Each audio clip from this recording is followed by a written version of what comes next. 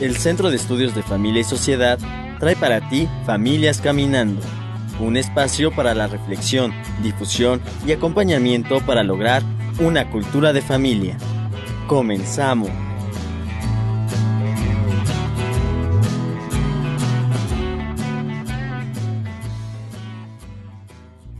Nuestro mensaje para ti.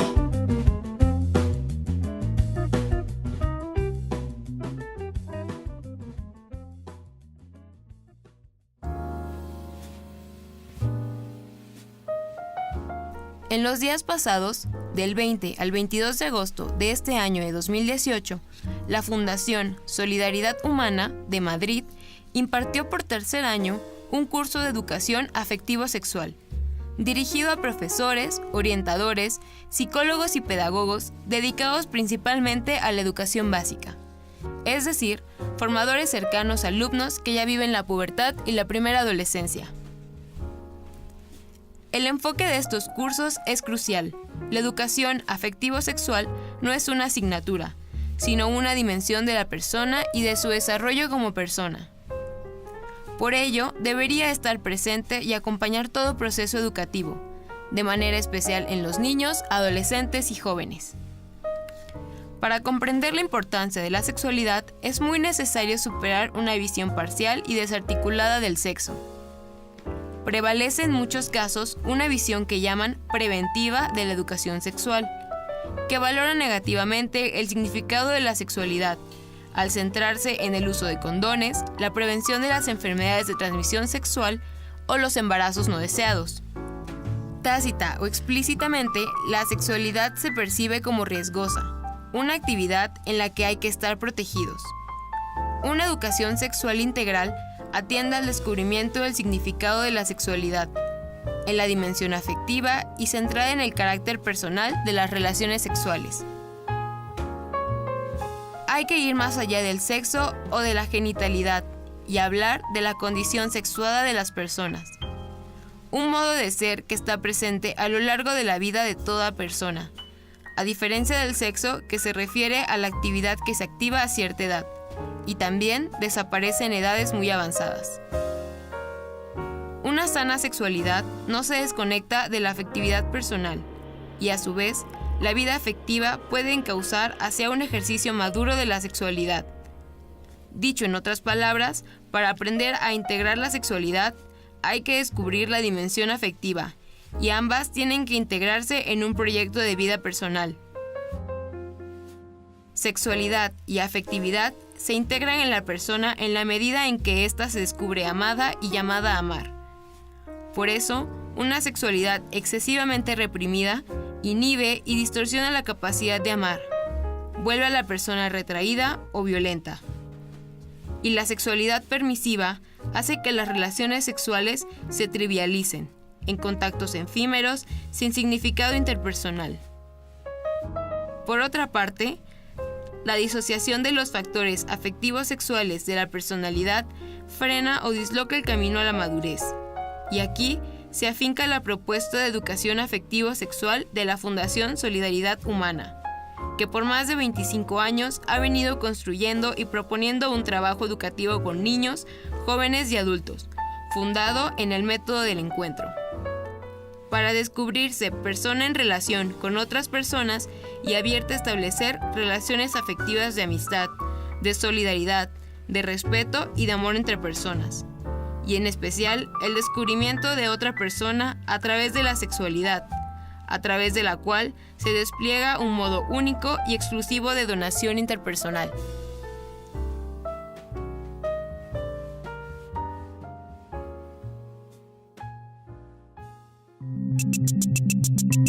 Infofamilia.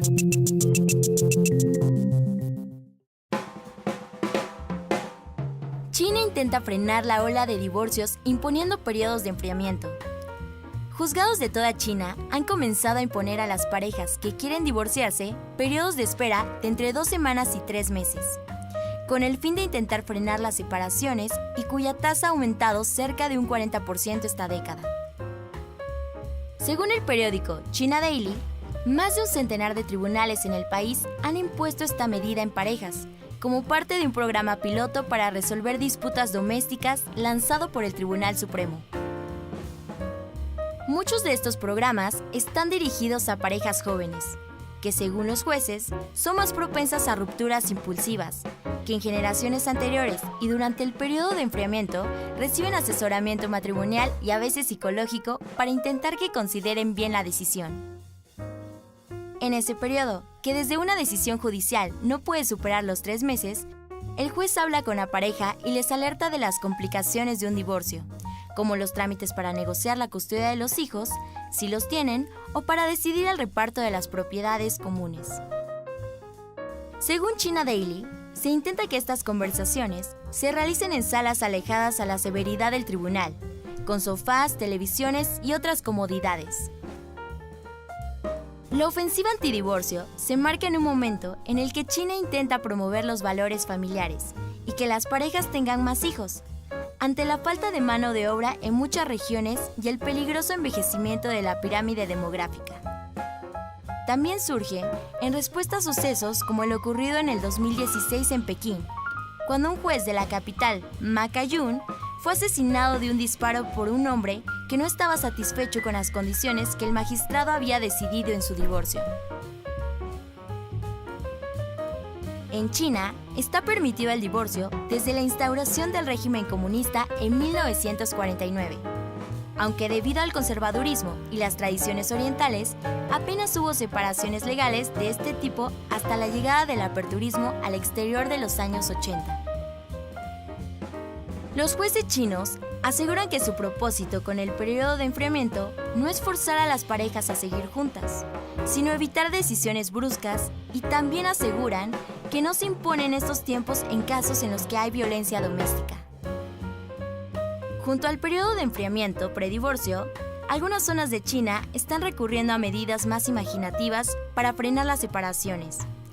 Hace unos meses, se revelaba que en una provincia del estado del país, Jiangsu, se ha recurrido a hacer un test de afinidad a las parejas que quieren separarse, y si lo superan con buena nota, les combinan a continuar juntos.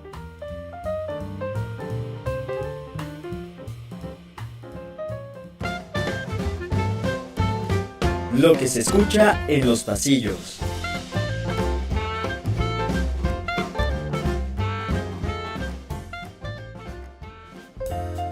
¿Qué entiendes por sufrimiento?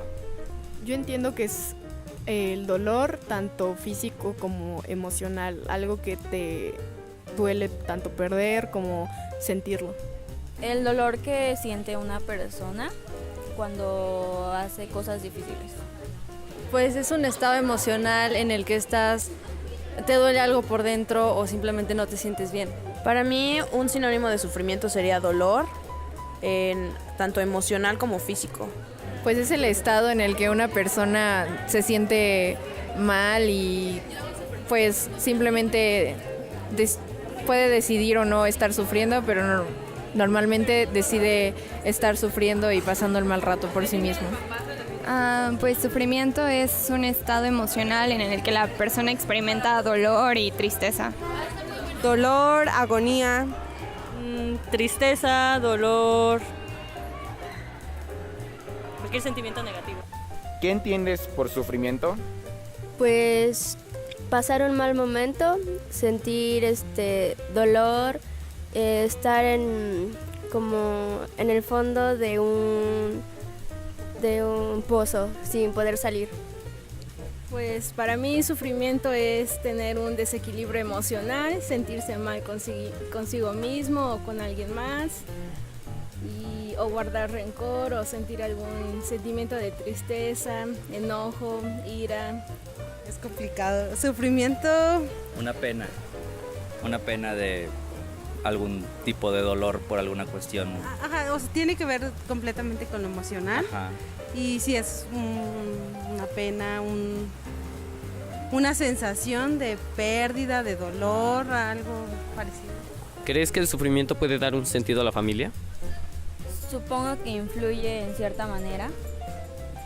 Sí, porque el sufrimiento te hace valorar momentos con personas o a las mismas personas. Puede ser, dependiendo de qué tipo de sufrimiento. Por ejemplo, una pérdida a veces puede dar algún sentido como de integridad, ¿no? Sí, de integración. De integración, O sea, perdón. puede ser un sentido negativo o positivo. O sea, no necesariamente tienes que ser como que te vas a integrar otra vez. Porque si tú, no sé, sufres por una relación, también te puedes encerrar como en tu mundo y entonces en la familia pues se rompen como vínculos o cosas así.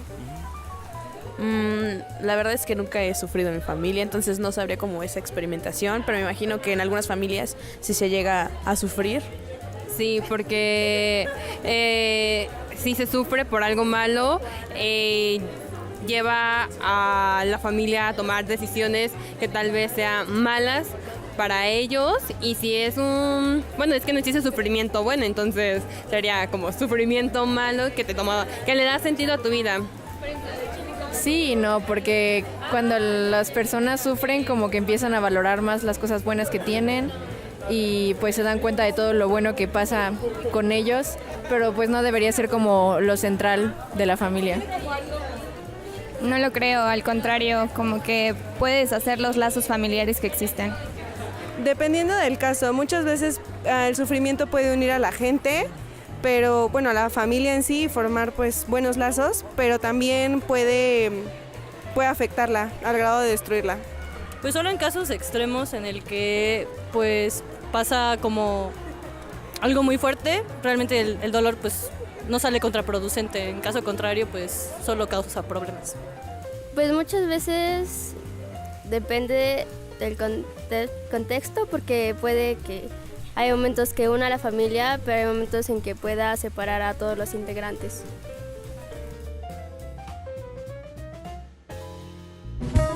Nuestro tema del día.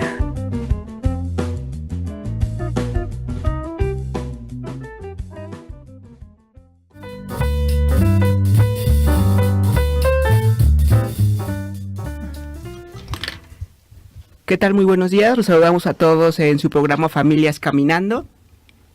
Este día nos acompaña, estamos realmente contentas y de lujo porque nos acompaña la doctora Amalia Osorio Vigil. Aquí les voy a leer un poco de sus estudios. Ella es licenciada en Pedagogía, maestra en orientación familiar, maestra en psicología clínica y doctora en educación. También está con nosotros Dani Teruggi. Muchas gracias, Amalia, por estar aquí. De verdad estamos súper contentas de que nos visites. Y el tema que vamos a tratar hoy es el sufrimiento en la familia. Así es. Pues muchas gracias por acompañarnos, Amalia. Bienvenida, este es tu espacio. Gracias. Feliz de estar acá. Siempre les digo a las personas que si algo tenemos en común todos los seres humanos es que en algún momento de nuestra vida vamos a atravesar por algún proceso de pérdida. No hay manera de que algún ser humano se escape de esta realidad. Y por consecuencia nos tendrían que formar en la familia para abordar y enfrentar estos temas. Y la realidad es que no hay una formación real dentro de los ámbitos familiares o educativos en cómo ir enseñando a los hijos a que puedan ir enfrentando esta realidad de la vida. Toda pérdida siempre va a conllevar un proceso de duelo. Entonces es muy importante hacer como esta relación. La proporción entre el duelo y la pérdida es entre más significativa sea para ti la pérdida, entre más valor le des tú a la pérdida, el proceso de duelo va a ser más profundo. Más profundo, y a la vez, si lo vives bien, la misma vida te ha preparado para poder enfrentar esto. Pero creo que los ámbitos familiares, y aquí voy a empezar a hablar de cosas que, empezando por mí, a veces nos caen los 20, que en el tema de sobreprotección, en lugar de formar en que los hijos vayan afrontando las pérdidas, los compensamos, las negamos, las tapamos. Y entonces esas pequeñas pérdidas para nosotros los adultos, lo pongo entre comillas, porque para el niño no es pequeña, para el niño es una pérdida. Entonces, ¿qué hace el papá? Si no lo invitan a una fiesta, por ejemplo, que es una pérdida para un niño, ¿qué hacen los papás? Yo te llevo a otro lugar y te la vas a pasar mejor. O mejor no te aviso. O no te aviso, exactamente, que no te invitaron, ¿no? Y entonces... Y se entera cuando todos los compañeritos salen del colegio y no va él. No, fue porque como estábamos de viaje, pero entonces no lo ayudamos a enfrentar. Entonces, compensamos o negamos. vamos a pensar en otra pérdida. Cuando a un niño se le muere una mascota, le compran otro, inmediatamente lo reponen y evitan que el niño viva este proceso. Por un proceso. Porque si tú como niño, como adolescente, vas viviendo los procesos de duelo, cuando llegues a la vida adulta vas a tener los elementos para no caer en un sufrimiento extremo, que ahorita quiero hablar la diferencia entre el sufrimiento sano y el sufrimiento innecesario. Entonces, para mí era como muy importante poner estas bases. La base de que toda pérdida tiene un proceso de duelo y que a lo largo de la vida vamos a tener distintos tipos de pérdidas. Entonces, por ejemplo, va a haber pérdidas que tienen que ver con el desarrollo natural. Una mamá no nos va a poder negar que la entrada al kinder de un hijo es una pérdida. Dejar desde amamantar puede ser una pérdida para muchas personas. El crecimiento del hijo, cuando el hijo dice, no mamá, la mamá puede sentir de verdad una pérdida cuando el amiguito se cambia de colegio, se cambia de salón, cambia de misa. Entonces hay pérdidas que tienen que ver con el ciclo de la vida, con como ser parte de una familia, como ser un ser humano en crecimiento, en desarrollo. Y hay otras pérdidas que se llaman circunstanciales, que tienen más que ver con algo no esperado, no pedido, no algo querido, externo. Exacto, pero que surge, del cual también nosotras tres, y les aseguro que todos los que nos están escuchando, alguna vez han tenido algo circunstancial. Que en tu plan de vida no las escribiste, no las anotaste como deseo esto y quiero esto, pero van a surgir. Claro. Entonces, si no acompañamos en la familia de manera natural en las pérdidas circunstanciales y las que tienen que ver como un desarrollo evolutivo, pues tarde o temprano el ser humano, lo que pasa, los que nos dedicamos a la tanatología, es que la gente no sabe qué hacer. Y entonces, en lugar de vivir el proceso de duelo de una manera adecuada, sana y funcional, bueno, pasa cada profundísimo y no le dan un sentido a ese dolor. Exactamente. Y aquí entonces vamos a empezar a hablar de lo que es el sufrimiento y a diferenciarlo, porque es una palabra que se oye mucho y como tiene dos connotaciones, creo que sí es muy importante hacer la diferencia para que podamos en nuestras familias, en este caminar, que podamos ir formando en el sufrimiento de manera adecuada y evitando el sufrimiento que es innecesario. Okay. Entonces, pues empecemos a ver cómo. Bueno, podemos partir primero que nos digas qué es el sufrimiento. Así es, ¿no? Estas dos vertientes de las cuales nos platicas y cómo ir educando desde que somos pequeñitos hasta la adultez el sufrimiento, ¿no? Así es. Bueno, primero, el duelo duele, por eso se llama duelo. Entonces, el dolor es innato a un proceso de duelo, por lo tanto podríamos decir que el dolor, si es innato, tiene una razón de ser. Eso es lo más importante, porque cuando tú atraviesas un proceso de duelo que te duele, y te duele el enojo, y te duele la tristeza, y te duele el miedo, y te duele todo lo que estás viviendo, significa que todo el ser humano está preparado para que ese dolor te ayude a transitar y atravesar este proceso de duelo, que lo podemos equiparar con un túnel.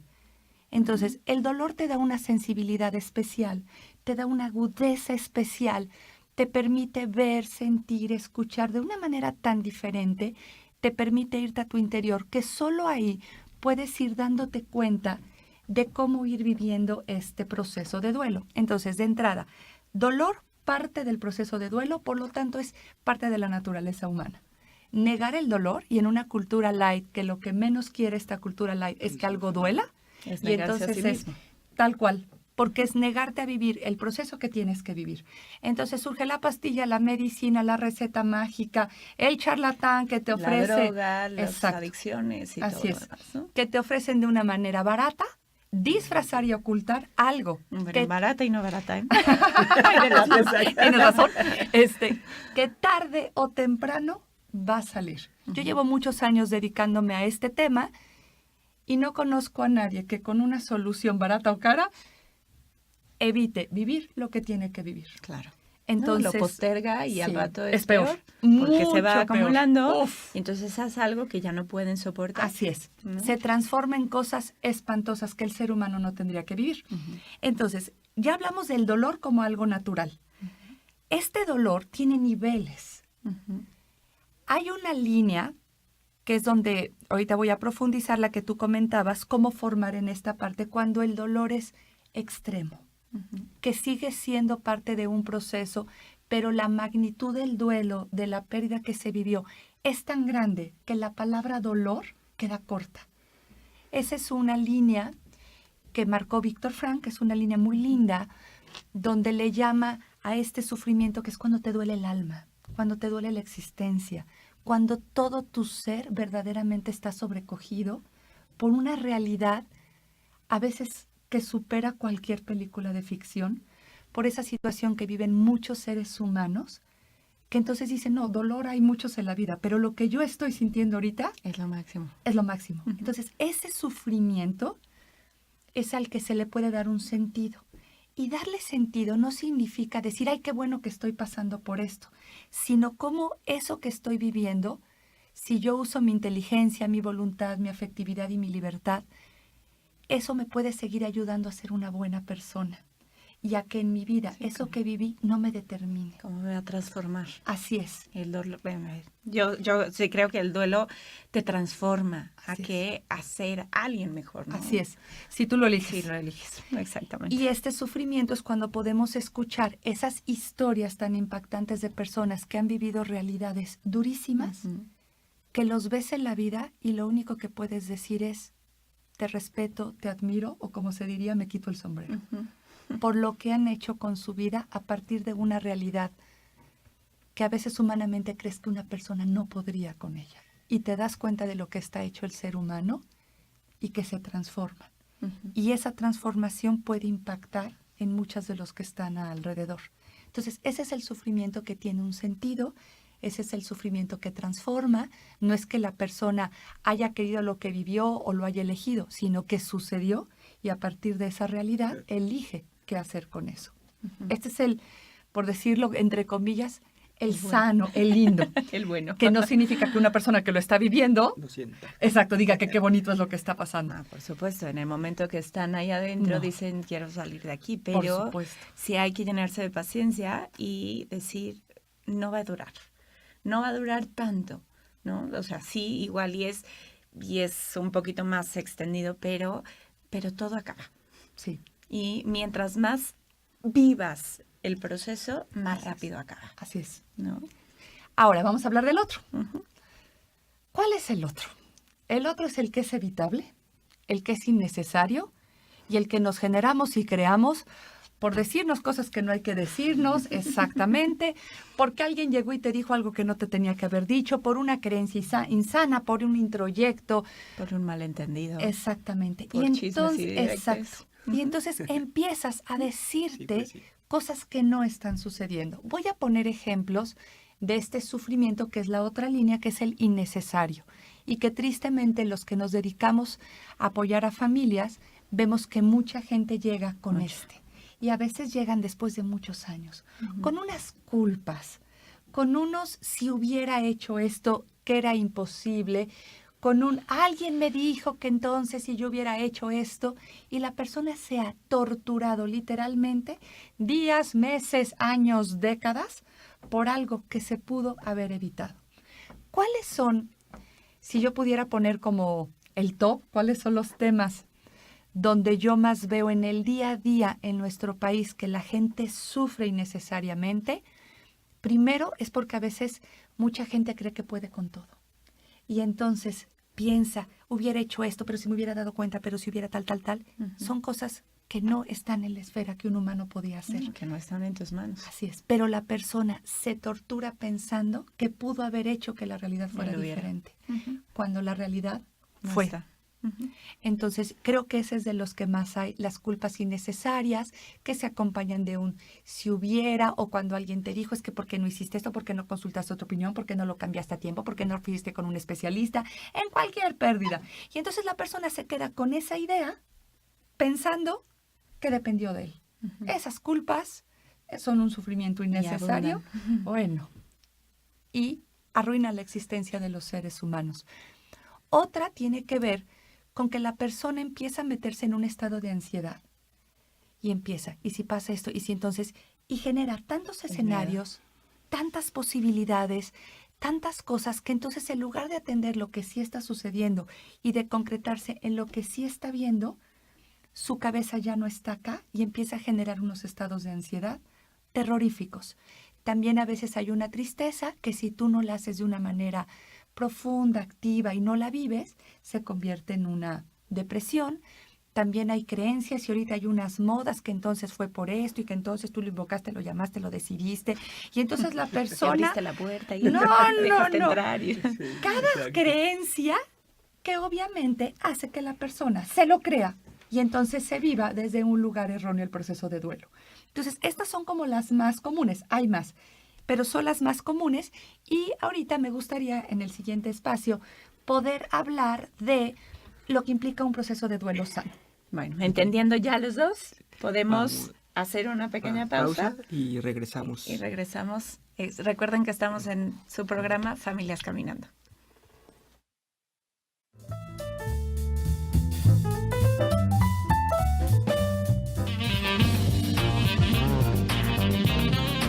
¿Te gustaría crear o mejorar dispositivos para el servicio de seres vivos, tales como prótesis, órtesis e instrumental biomédico? ¿Qué estás esperando? La Escuela de Ingeniería Biónica de la UPAEP te invita a conocer cómo un ingeniero biónico domina y aplica las habilidades de elementos mecánicos, electrónicos y biológicos en las personas. Conoce nuestro plan de estudios conformado por 9 cuatrimestres con líneas terminales en diseño y manufactura de prótesis, emprendedores e instrumentación biomédica, con un campo de trabajo que va desde el sector salud, automotriz y aeroespacial. Para más información, comunícate al teléfono 229-9400, extensión 7146, o consulta la página www.upaep.mx. Ingeniería biónica, calidad de vida en tus manos. Hazlo tuyo. Hazlo UPAEP.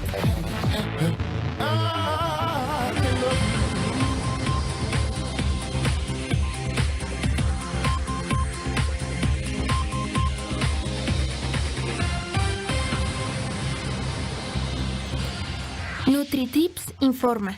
¿Sabes qué es la anorexia? Es un trastorno de la conducta alimenticia en la cual se pierde peso por dejar de comer, ya que se tiene temor al aumento de peso. Las personas que la padecen comienzan con dejar de comer de la ingesta de alimentos y posteriormente con ayunos. Pueden llegar a tener otras conductas como uso de laxantes, vómitos o exceso de ejercicio. Se sabe que quien la padece tiene una percepción errónea de su cuerpo y por lo mismo pueden llegar a perder hasta un 50% de su peso. Para su tratamiento es necesaria la intervención de un psicólogo, un doctor y por supuesto un nutriólogo. Recuerda, no hay mejor inversión que una buena alimentación.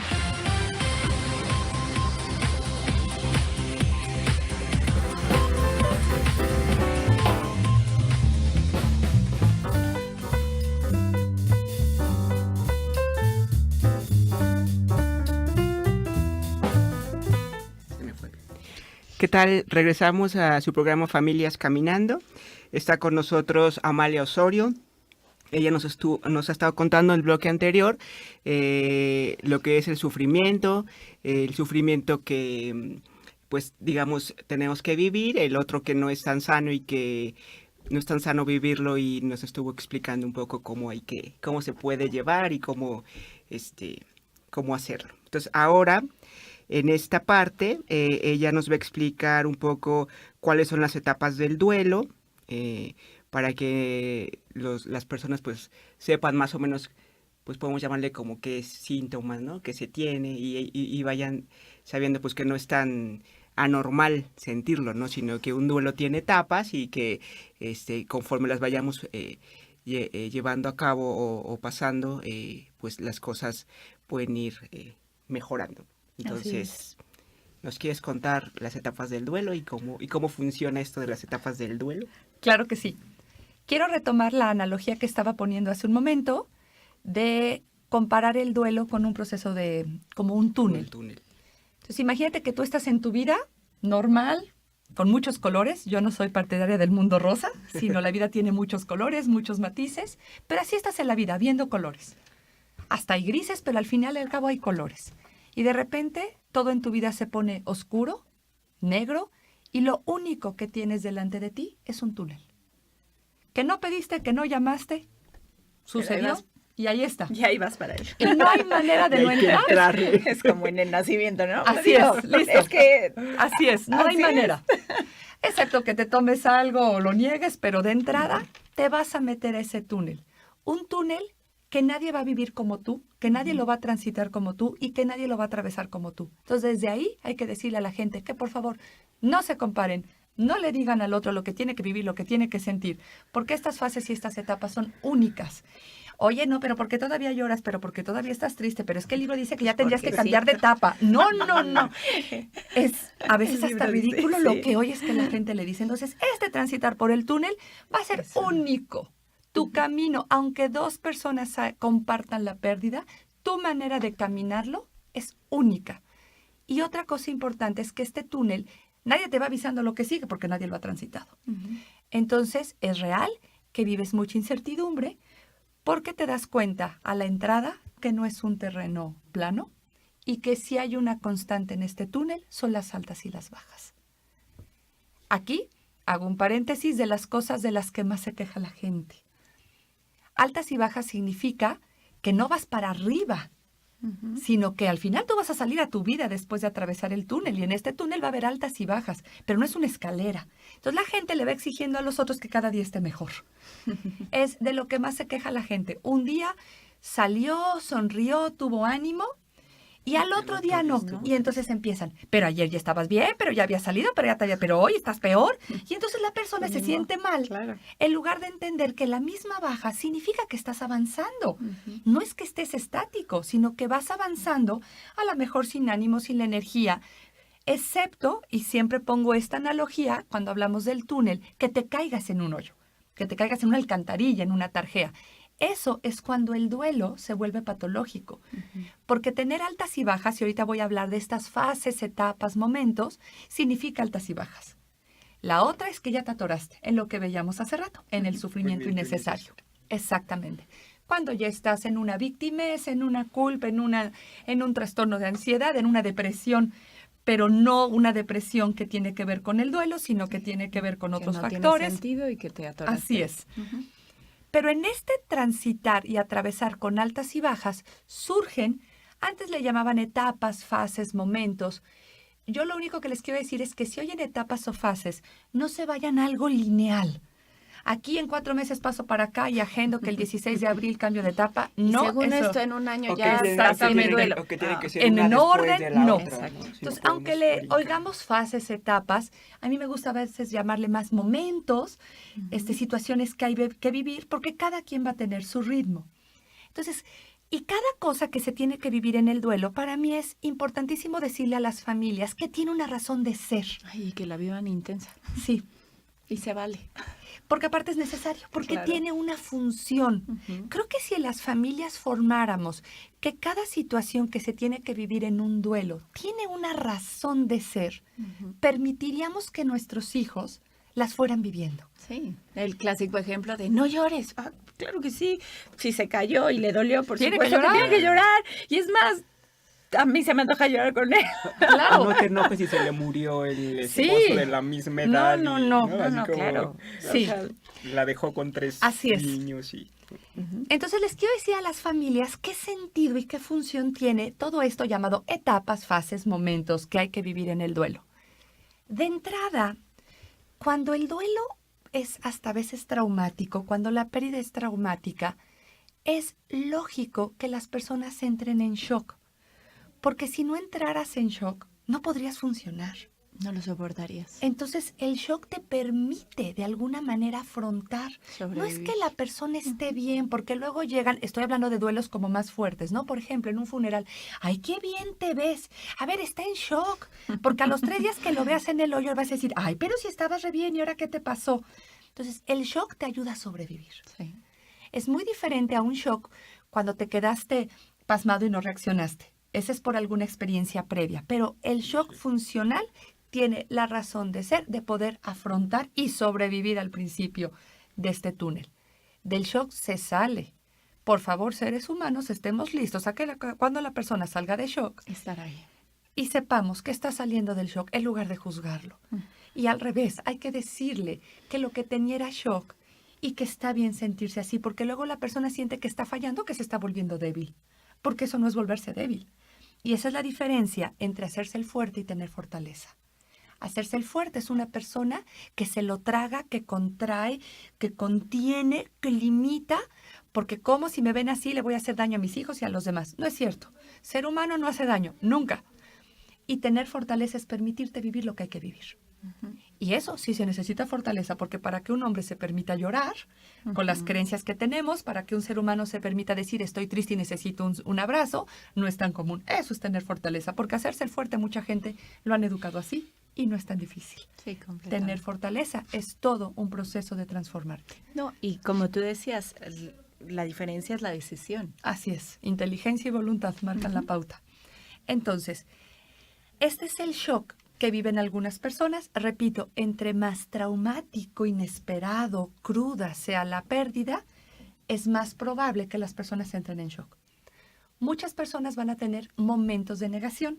Antes se llamaba etapa, entonces ya sabes, a los 33 días, 21 días, 3 semanas, estás en negación. No.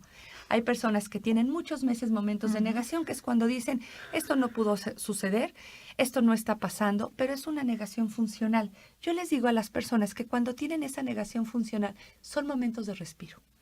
Son momentos en los que dicen, ay, mañana todo va a estar bien, y es para que la persona baje un poquito esta carga tan fuerte que está sintiendo. Malo es cuando la gente se queda en la negación, y entonces pasan 25 años y nunca movieron algo, nunca reconocieron algo, y entonces siguen fingiendo que no pasó nada. Bueno, y traen una carga y una bola detrás. Y mucho sufrimiento del innecesario. Exacto. Sí. Pero esta negación funcional te da respiro. Son como momentos de oasis, donde puedas respirar, donde puedas voltear a otro lado, donde puedas atender otra cosa, porque si no el proceso de dolor te consumiría. Pero surge a lo largo de todo el primer año muchas veces. Ahora, hay otro momento, fase, etapa. Las personas van a estar tristes. ¿Qué nos pasa con la tristeza?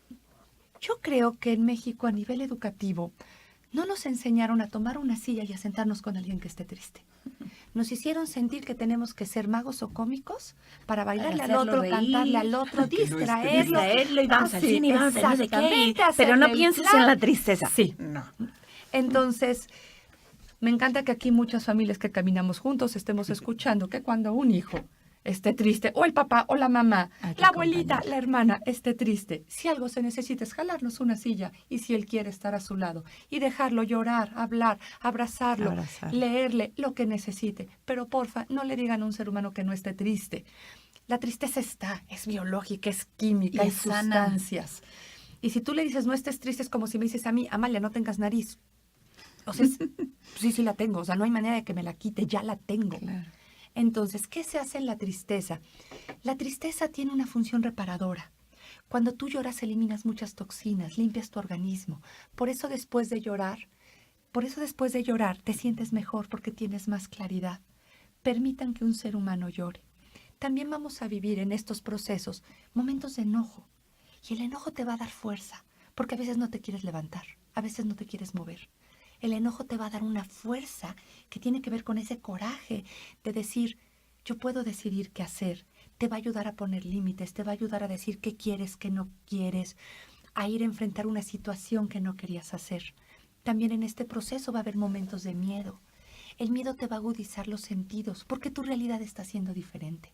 Estás en otra ciudad, ya no está tal persona, tienes un tema de salud, hay otra edad. Estás en otro trabajo, tienes otro jefe. Si pasó un accidente con uno de tus hijos, te agudeces a ver que los otros estén bien, etcétera, etcétera, ¿no? Entonces, el miedo te va a ayudar a protegerte, a adaptarte, a vivir esta nueva realidad. No le digas a un niño, a un ser humano que no sea miedoso. Aguas con la ansiedad, porque si no manejas el miedo, sí se vuelve ansiedad o angustia. Y así, si tú vas avanzando en este túnel permitiéndote la incertidumbre, momentos de enojo, de tristeza, de miedo, a veces en este túnel empiezan a entrar destellos de luz. Y es como si pudieras decir, todavía no salgo, pero sé que en algún momento... Pero ya veo la luz por ahí. Y sigues avanzando en este proceso y va a llegar un momento donde ves la luz al final del túnel. Si tú has podido vivir de una manera adecuada, acompañada, a veces guiada si lo necesitas, o en un espacio donde lo puedas compartir con otros seres humanos, te vas a ir dando cuenta de que esto que tú viviste te está haciendo un mejor ser humano si tú lo elegiste. y vas a salir de este proceso de duelo a decidir cómo vivir tu vida a partir de esta pérdida. Que ahí viene lo que es la aceptación. Así es. Y la aceptación también viene por momentos, viene por momentos en los que dices, sí puedo con esto, sí le puedo dar un sentido, empiezo a ver cosas que agradecer, que disfrutar. Y al final, cuando sales, no sales automáticamente en un día y ya salí afuera y es como si nada hubiera pasado y otra vez el mundo igual y te mágico. vuelves a meter. Sí, más bien a veces es como vuelves a hacer altos. Exacto. Vuelves a hacer altos porque hay situaciones de pérdida que son parte de tu historia. Hay otras que se pueden cerrar. O sea, si yo venía paletas a los 15 años y tenía mi carrito, pues sí cerré mi empresa. Pero hay cosas que van a ser parte de tu vida y que va a haber momentos especiales, días específicos. Y va a haber cosas que te sigan doliendo. Sí. Pero tú eliges. Exactamente. El que sea un... Se llama dolor gozoso. Exactamente, el dolor de ese aprendizaje, yo le decía, Así ¿no? Es un dolor que tú aprendiste y va a ser parte de tu vida y no lo puedes borrar. No. Tuve una fractura y ese hueso va a tener una pequeña marca, ¿no? Sí. Así es nuestro dolor también. Pero así no te hunde. Exactamente. No te hunde. Al final es como dices, es parte de mi vida y lo integras. Entonces yo les quiero decir, para ir cerrando a las familias, que tenemos de verdad en la misma vida la dicha y la posibilidad de poder acompañar a nuestros hijos, hermanos, sobrinos en las primeras etapas de su vida, para que conforme vayan llegando a la adultez, tengan las herramientas, tengan los espacios, tengan la confianza, para que verdaderamente se puedan vivir los duelos de una manera adecuada y evitemos en la familia el sufrimiento innecesario y le demos así un verdadero sentido al dolor. Y pues bueno, yo quisiera nada más acabar como el sufrimiento es parte de. Así el es. sufrimiento es parte de las familias, en que desde que me cambié de casa, desde que entré al colegio, un ser querido que está pasando por una enfermedad terminal o murió o una pérdida, lo que sea, es parte de la familia, es parte de lo que somos y como lo habías dicho al principio, es parte del ser humano. Así es. Y si nosotros lo negamos, lo esquivamos, no queremos saber nada de él, es parte de negarnos a nosotros mismos, ¿no? Así tarde que temprano nos alcanza. Así es. Exacto. O nos llenamos cada vez más que ya no podemos y estamos ahogándonos, ¿no? Amalia, nos dio muchísimo gusto que estés aquí. Gracias. Por supuesto que estás invitada a volver. Este es tu espacio. Gracias. Eso quiero que quede muy claro, pues con todas las que vienen, pero especialmente en todos los temas que manejas. Este es un espacio que se ha abierto para hablar de familias a familias. Entonces, pues bueno, gracias por acompañarnos, gracias por transmitirnos tus conocimientos, que son muchísimos. Por eso digo que ojalá que nos acompañes. Encantada. En otro momento, Claro que sí. Para poder seguir platicando de todos tus temas. Y pues bueno, Cristi. Muchas gracias. Siempre digo que escuchar a Amalia es un regalo y hoy lo vuelvo a confirmar. Gracias. Gracias por estar aquí y nos vemos gracias Dani, y nos vemos en el próximo programa de Familias Caminando. Muchas gracias.